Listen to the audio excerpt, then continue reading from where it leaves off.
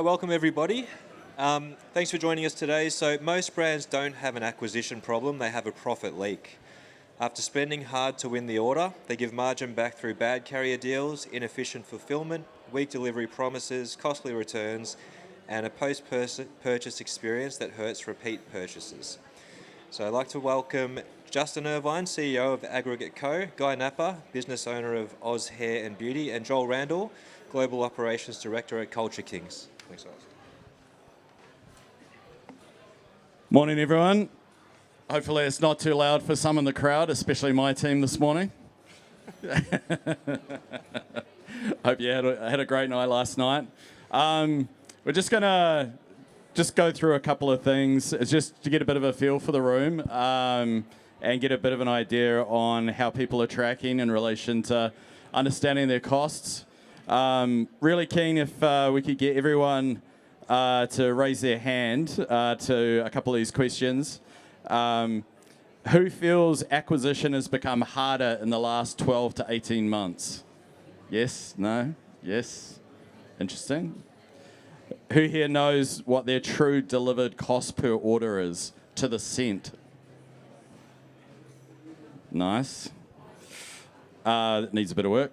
Who can confidentially say they know their top 3 profit leaks after checkout? And that's why Joel's on the panel today. Can't believe you didn't put your hand up. Come on, Guy, I know behind the scenes you're doing all right. I thought it was implied. And this gap is exactly why this session matters. We spent a lot of time at conference talking about how to win the order. The session is about how to keep the profit from the order and how the post-purchase experience drives whether we can get the next one. I've got the pleasure of having Joel Randal from Culture Kings, Guy Nappa from Oz Hair Beauty. I've known both of these gentlemen for quite a period of time, and it's been very exciting watching their growth in the industry. And for a long time, they've been very big advocates of the importance of operational excellence and knowing exactly where your costs sit. This isn't a session about shaving cents off. I've been owned by private equity before and had to report to some ex-Goldman Sachs boys. This conversation is not about taking a chainsaw to your business. This is just understanding about better practice and better process. And that is really what today is all about. So what I'll do is I'll just quickly ask the lads here to give a quick intro and a bit of background. And then we'll get stuck into some hopefully some interesting questions you can all take something away from. So I'll start with Joel. Hey guys, Joel from Culture Kings, Operations Director globally. So started with the business 6 years ago. Spent the first 2 years in Australia scaling our distribution in an internally managed DC in Brisbane, and that was during the COVID era. Still a little traumatised from that era. Moved over to the US after that and set up the operations. I was employee number 2. We put a 3PL distribution model into California. We built a nice, beautiful, shiny store in Las Vegas in the Strip there. And yeah, we spent 2 years over there growing the brand, and it's doing really well. Then came back to Australia about 2 years ago, now oversee global operations, logistics, customer service.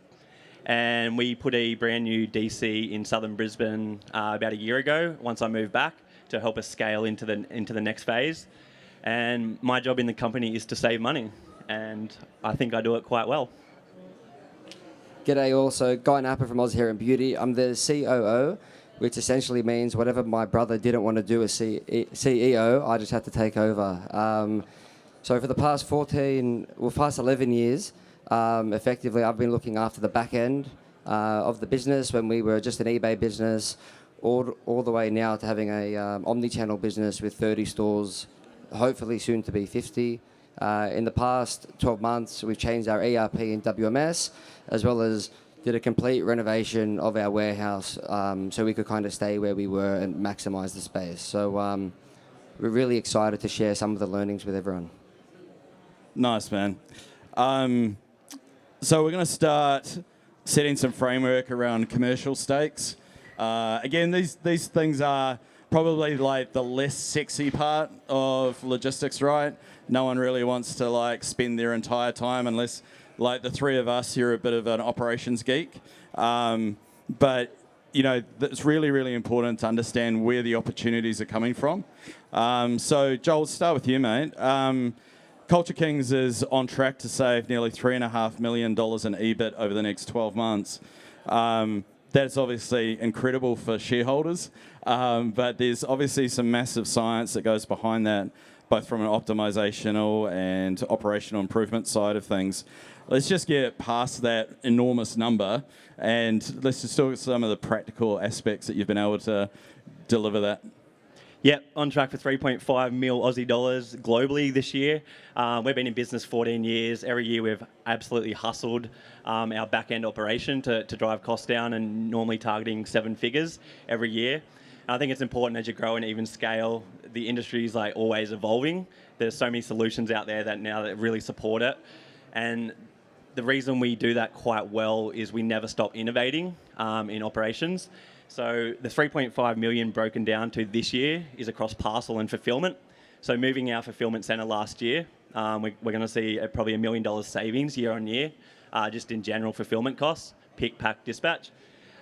In parcel, in Australia, we're targeting about $700,000 in savings, and that's just by digging really deep into our parcel mechanics, understanding our order profile, how we ship, who we ship with.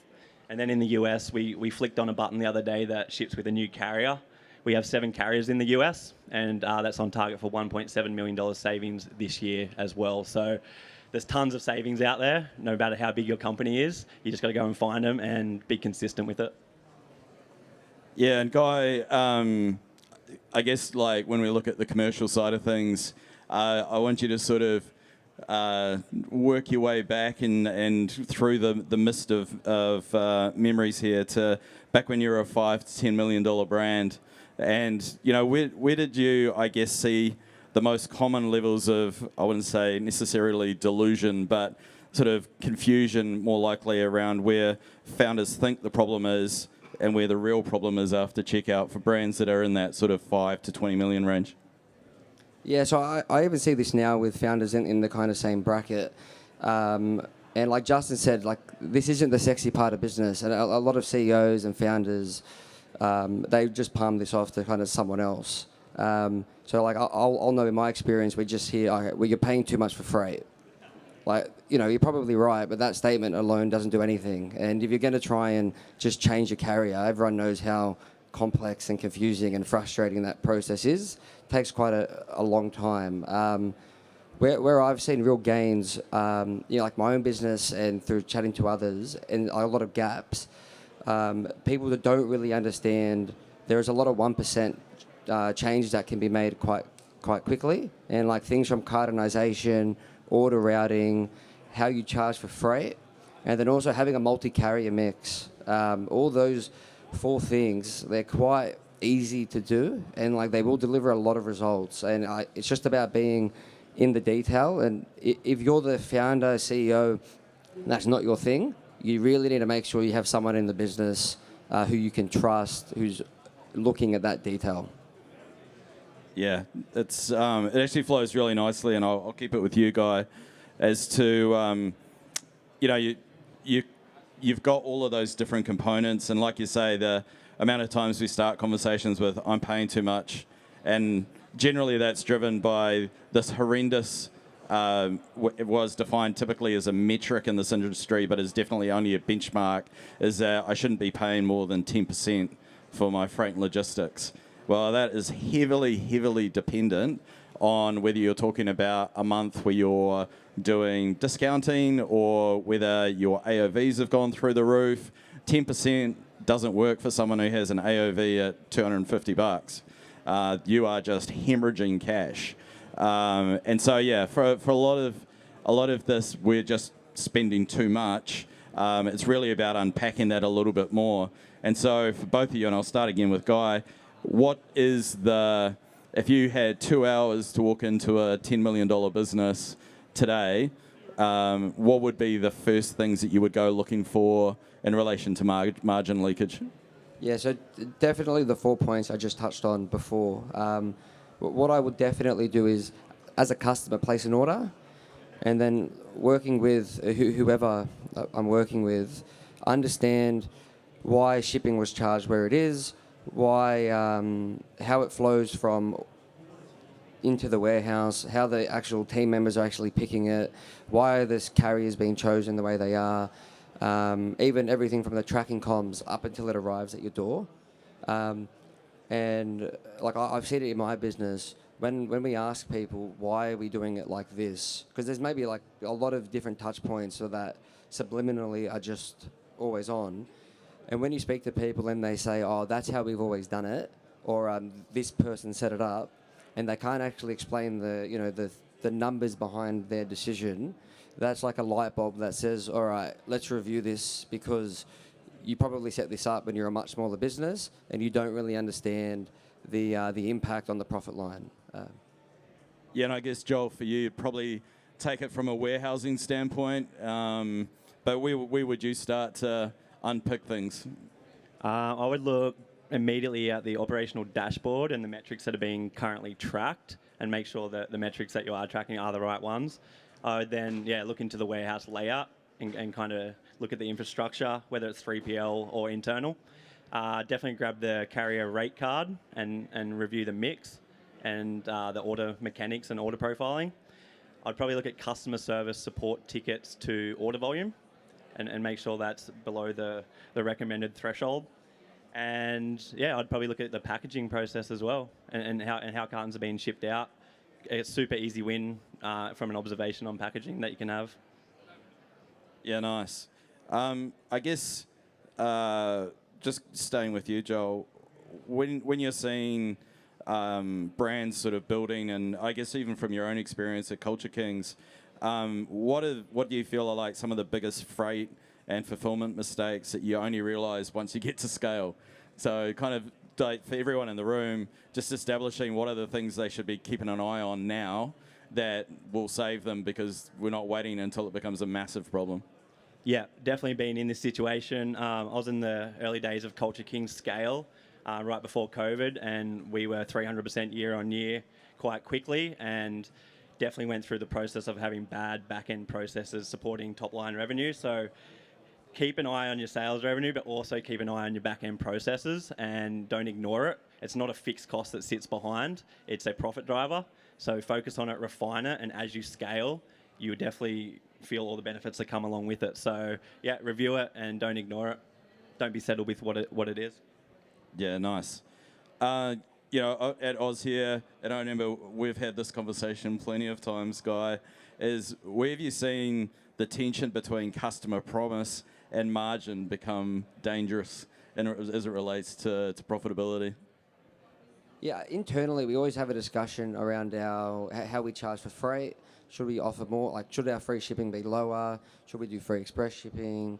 And like, we're just a business that can't afford to be, giving out a lot of margin on shipping.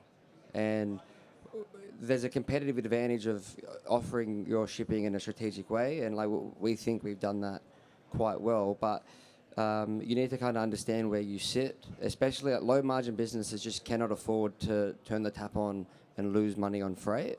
And being an owner, and it's a very risky when you play around with that, because you don't want to drop your sales. But I definitely think testing, if you test and you test a lot of different ways, you'll be surprised with people just paying for shipping, or you'll be able to increase your average order value and things like that. There's a lot of strategy around just selecting the number, and I feel people have just left it on for years without just actually looking and diving deeper into the unit economics. Yeah, I remember we had a big conversation with yourself and Anthony and Jason around increasing the shipping recovery, and in your space, in the health and beauty space, it's pretty brutal, right? You've got some very, very aggressive competitors, and I remember us when we made the mistake of adjusting the threshold and the freight recovery at the same time. I think our learning is just do one thing at a time, right? So, yeah, because if you do too much at once, you don't really know the impact, and you have the luxury of time, so you can slowly test and see. And I think, for us in that example, we were arguing over 50 cents because 95 sounds better than 45. So we didn't want to lift shipping by 50 cents. But like that's the conversations you need to have. And the success metric there for us was checkout conversion.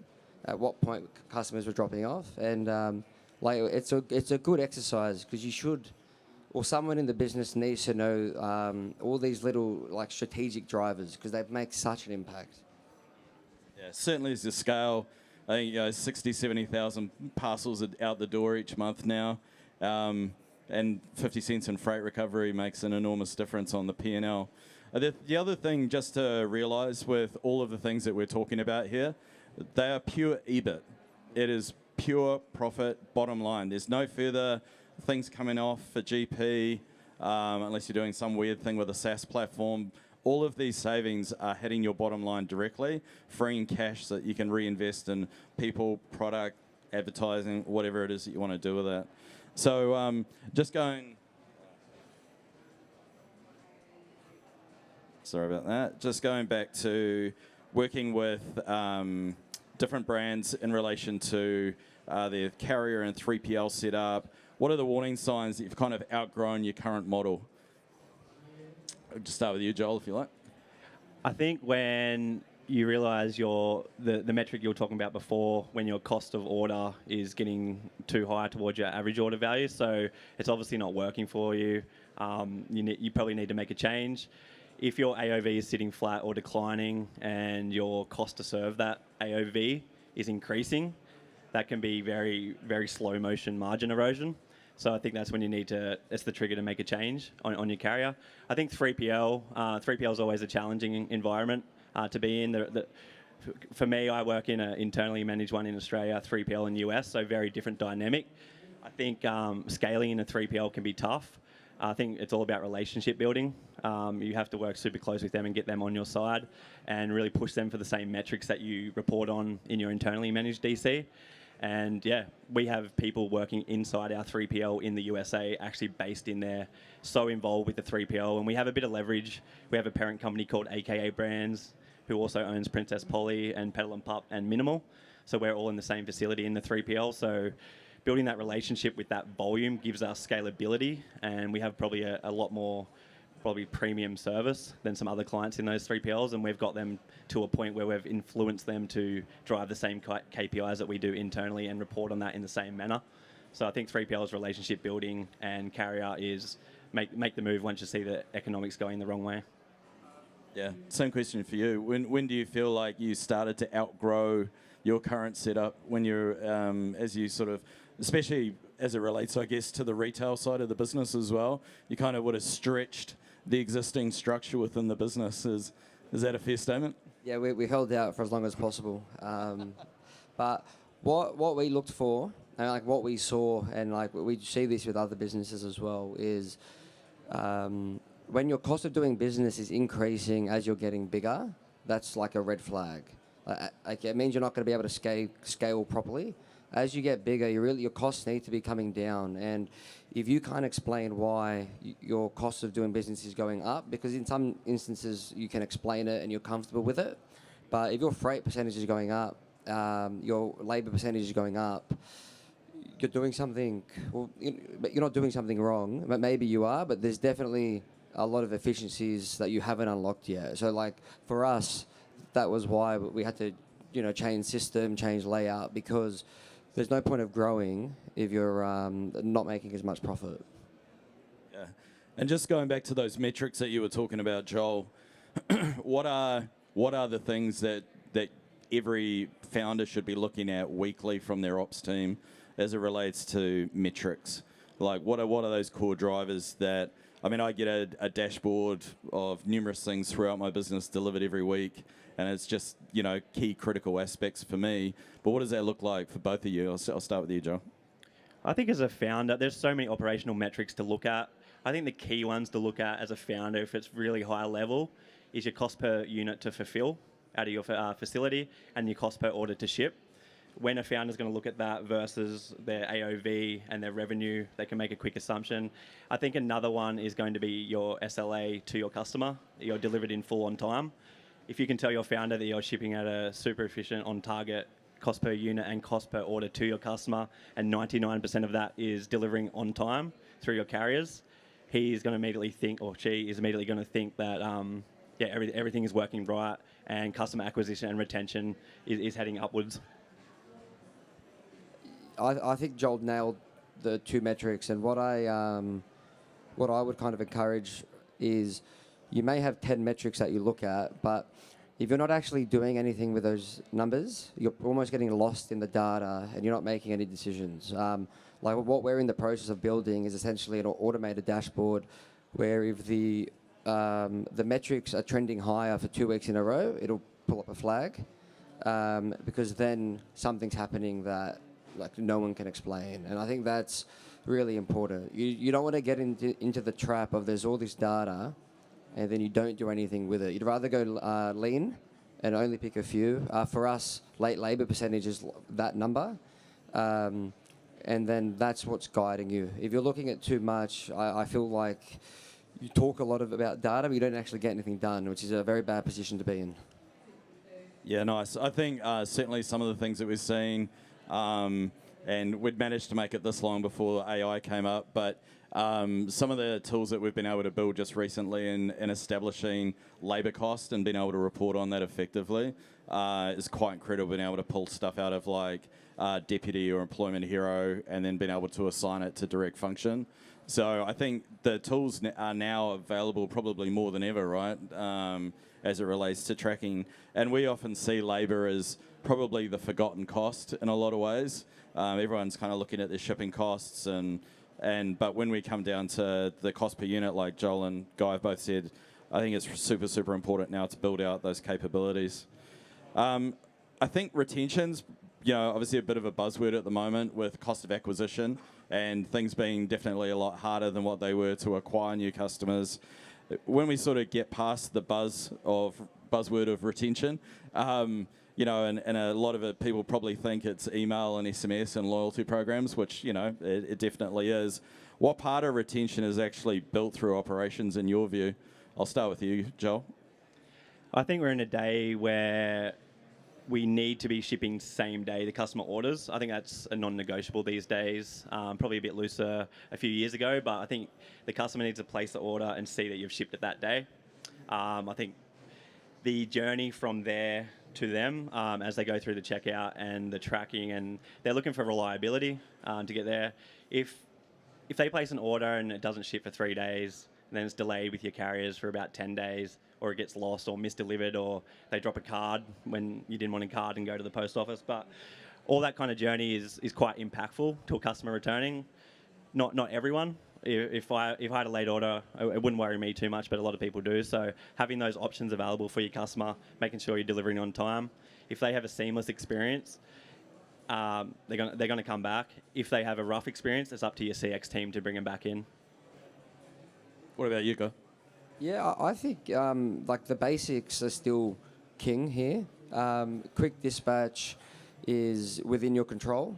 Sometimes you can't control the carrier, but you can control how quick you get the order out. And your customer service team, I think those two are within your control. With us in customer service, we don't really have these scripts or all these policies, which we try and use a very common sense approach. And I think focusing on customer service and quick dispatch, like we've been rewarded in very early on with a lot of our reviews, and it's just something that you can manage your carriers. End of the day, they're not within your control. You could definitely manage the carrier mix, but every day you can huddle the team around. You can look at your dispatch times. You can look at your CSAT, making sure you're acting on the reviews, and your customers will reward you 100%. Yeah, nice, man. So just wanted to, from a retention thing, is there any other things you can think of that you do as Culture Kings, Joel, that you feel is like driving and part of the operational deliverables, I guess, when you day in, day out, that's really driving it? Is it, are there any sort of perks that people get? What do you open up really from an ops standpoint? From the front end, we might do like a goods with purchase or something to throw in there. In the back end, I think returns obviously is a big part of retention, having a pretty clean returns process. Fortunately for Culture Kings, our return rate is less than 3%, which is really good. But for some female dominant brands, obviously the return rate's a little bit higher, as they tend to return a bit more and try a few items on. I think having a clean, seamless return process, kind of pushing them towards an exchange instead of a refund, having them reshop again, is super important in retention. What about you, Guy? I think knowing when to, like, when your customers purchased, we learned earlier, there's no point of sending EDMs to customers when their tracking is on the way. And that's like something little, but when you're sending a lot of tracking updates and then you're spamming them with emails, that's like super frustrating. And the customer doesn't know the difference between a tracking notification and just a branded EDM. So they've already made the purchase. They're not going to purchase in like the next week. Just like leave them alone. And then if you're going to delay the order, you need to let them know. There's nothing more frustrating than you've advertised 2-day shipping and then you delay it in the warehouse by 1 day or multiple days and you don't communicate that. I just reckon that's super frustrating. And you will be punished for it because customers will remember, this took too long, I wasn't updated, it's been a week now. So yeah, I think they're like quick wins on retention. Yeah, there's some really good ones there from you. One of the things I'm just going to touch on briefly is both of you have probably one of the biggest perks of being an omni-channel retailer, which is your stores. Now, in the early days of your store setup, when we were working together, Guy, there was a big focus to join online and offline. That obviously requires some learnings in relation to ship to store, click and collect, and the wonderful world of ship from store, which I know you're still enjoying and figuring out with your enormous SKU base. But what do you feel operationally are some of the pitfalls or some of the things to be aware of for those in the store? I know you've just been doing an omni-channel panel just before, so this should be reasonably fresh in your memory. But what are some of the pitfalls that you've found, just to share with people that might be looking to leverage some level of retail presence? Yeah, so the benefit of having stores is you can really drive down your freight percentage because you click and collect becomes a really good part of the business, as well as we can direct customers to store through ship to store, and we can just send that with our normal replenishment. So we want to drive customers to that. We'll even offer incentives for them to actually do that option because once they're in store, the chances are they'll buy again. The biggest issue we had is ship from store. We've got about 15,000 products online, but in our store we only have about 2,000. And where we got stuck was it would create conflicted carts. We'd have to do split shipping. And like our customer service just were through the roof with customers either not being able to check out or they just weren't happy with the experience. So we actually took that back off before we changed system. We're going to look into it, but again, because we know there is a way of doing it, but we didn't understand the impact of the extra pressure on the warehouse in replanning more units to each store to account for the volumes the store were doing. So like, again, if you understand your unit economics and all your costs to handle the units, like the savings weren't actually there. Yeah. And Joel, for you, I know that we're just going through the process now of updating systems and tech stacks to enable these kind of things within Culture Kings. But what are some of the things that you're really looking forward to being able to evolve with that sort of more omni-channel presence in Australia and New Zealand? Yeah, we're super excited to roll that out soon. We did require some system changes and updates. Luckily, we have some really big retail stores based in all the major cities of Australia, and we have a nice big store in Auckland, New Zealand. A lot of our customers are based in those metro areas near the stores, so we're super excited to be able to have a ship from store option. Obviously, that helps with your inventory flow and sell-through as well. Ship to store as well. Obviously, you want to get a bit of advice on Guy on that one. Sounds like a really good unlock there. Click and collect, bringing the customer back in store, grab the item same day. Can Uber pick it up and deliver same day? There's so many options when you got micro hubs sitting around Australia that you're paying rent for, when you could just be shipping orders out and getting customers driven back in. So we're super excited. Probably about 4 to 8 weeks we'll be rolling that out for Culture Kings around Australia and New Zealand. And the parcel costs that you can get from that, instead of going Brisbane to Perth, it's same day, next day at probably half the cost. And all of a sudden you're just boosting that profit in the back end again by utilising that function and probably driving a lot of customer acquisition and retention. So super excited. Yeah, nice. We've probably got about 5 minutes left, so I'm just going to ask you both, because we had about 1,000 other things that we could all sit here and talk our way through. But I think for everyone in the room, as far as like takeaway homework, what do you feel are the fastest ops fixes with payback that you could deliver in under 90 days, just to take 2 or 3 things that everyone can take home back to work and have a look at what's going on in their warehouse or their operations, to think about. You know, obviously we've covered off at a lot of metrics, but what are those sort of low-hanging fruit aspects that are worth having a go at? So who wants to pick that up first while you're sitting there thinking away? Yeah, I'll jump on it. I think one thing we haven't talked about yet is people. And if you're managing a DC full of 100 people, I think having an engaged team is super important in that. And if you have like a really good way of like gamifying some KPIs in there and making it super fun, we try to create the vibe of Culture Kings retail stores inside the DC. So a lot of gamification and that really helps. And you could turn that around really quickly if you're not currently doing it. Having individual KPIs, having people understand the goals and targets for those is super massive part of that cost per unit metric. I think reviewing your order profiles, going back and understanding what you're shipping. Are you shipping cubic? Are you paying dead weight? What are you shipping? Is it big, massive, light toilet paper, or is it small, heavy jewellery?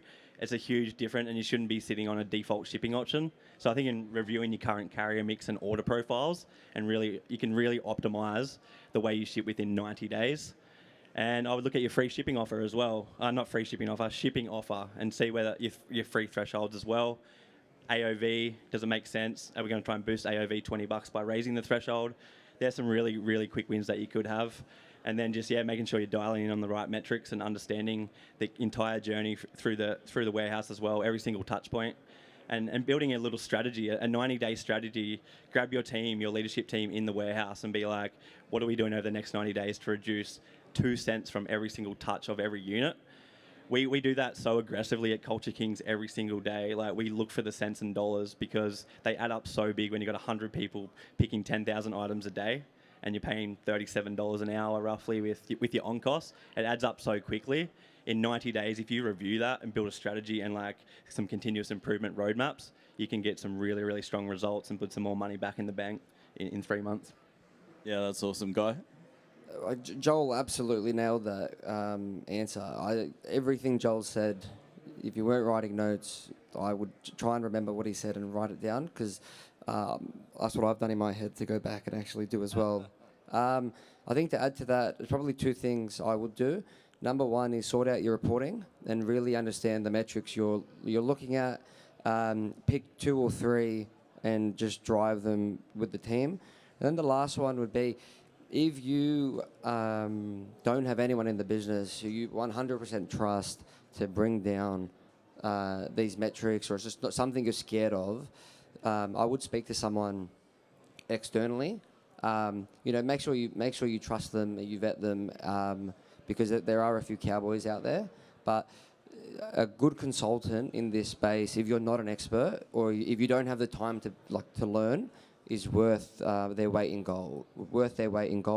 I spoke before about leasing. We've done that, and it's paid off. I would, take it's okay to bring in help. You just got to make sure you're doing it with the right person and someone you trust. Because if you bring the wrong person on, it's an absolute nightmare too. I hate those guys, no? We've only got a couple of minutes left, so I just wanted to hand out the mic to any Q&A to these 2 gentlemen. Has anyone got any particular questions? Yeah, one at the back there.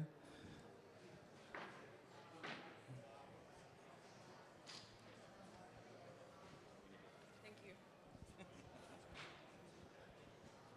from a small e-commerce brand perspective, weighing up the differences between bringing warehousing in-house and running it and running the team behind the warehouse, would you recommend going through a 3PL system for like a small to medium-sized e-commerce brand? I'll just grab that real quick and then I'll hand it over to the gents.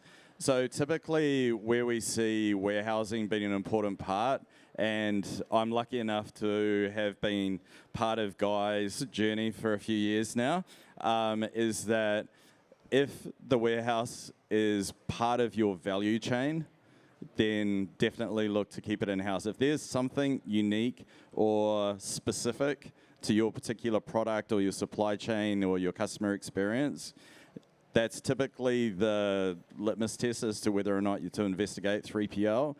If you're a creative brand that wants to direct all of your attention into creative and product and socials, then often the warehouse can be a distraction and pull your headspace away from that. So it's probably just having a bit of a think about that, because I know that I won't steal Guy's thunder here, but it's a very complex business, and his warehouse is now his value chain, and so it's probably a little bit the same for Joel as well. Yeah, I absolutely love having full control of the warehouse, but we can be super reactive and turn on a promo within 24 hours if we wanted to. You lose a lot of that control. We've also got 15,000 SKUs. I think that's quite complex to manage externally. But I think Justin nailed it. It depends on your appetite and how much you view you can get the value out of running your own warehouse.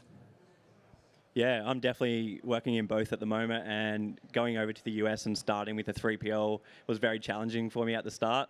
I felt like I just lost all control. I hated it. I was like, this is shit. I can't do anything. Like, they won't do anything I say. It's costing a lot of money. It's all about building the relationship.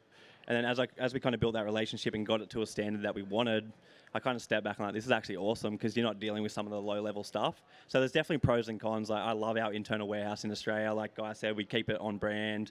We have a lot of flexibility. We can do what we want with it. And then the 3PL has its benefits as well. I think starting off, it's just a cost analysis. Like finding the right 3PL, putting it down on paper, being like, what's it going to cost to ship this order versus this order? Put your fixed cost together, renting your own space. What's the 3PL charging you? And it's just a like-for-like comparison. And I think that will tell you the answer. Thank you. No worries. I think we might have time for one question, or are we done? One more question, maybe? No, we're done. Been called off. You can definitely hit us all up afterwards, but yeah, we've got to scoot. I just want to thank all of you. If everyone can just say thanks to Guy and Joel for their amazing insights. Thanks, guys. Thanks, everyone. Appreciate you guys. Thank you.